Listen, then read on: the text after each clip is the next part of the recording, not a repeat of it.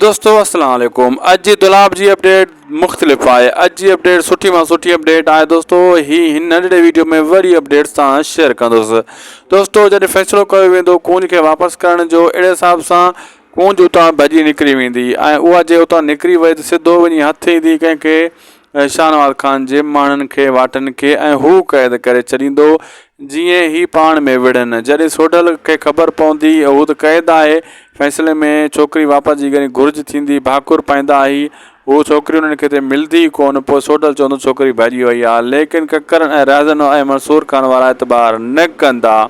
ख़ासि करे ककर एतबार न कंदो, चवंदो ही मंसूर कूड़ था आणनि, मुराद खे ख़बर आहे। मुराद चवंदो मूंखे त ख़बर ई न हुई ख़बर सोढल खे। सोढल तव्हांजी क़ैद में हुयो, पोइ छोकिरी खे मौक़ो मिलियो, निकिरी वई।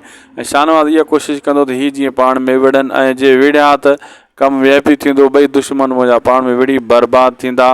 ऐं ककर वारा ईअं सम्झंदा त इहा छोकिरी इन्हनि मंसूर खान खे ॾेई छॾी आहे, मंसूर खान वठी वियो आहे। मतिलबु इन जो जहिड़ो बाद में फ़ैसिलो हिकु जॻह थींदो, पोइ इन्हनि जो जहिड़ो वरी वधी वेंदो इन ॻाल्हि ते।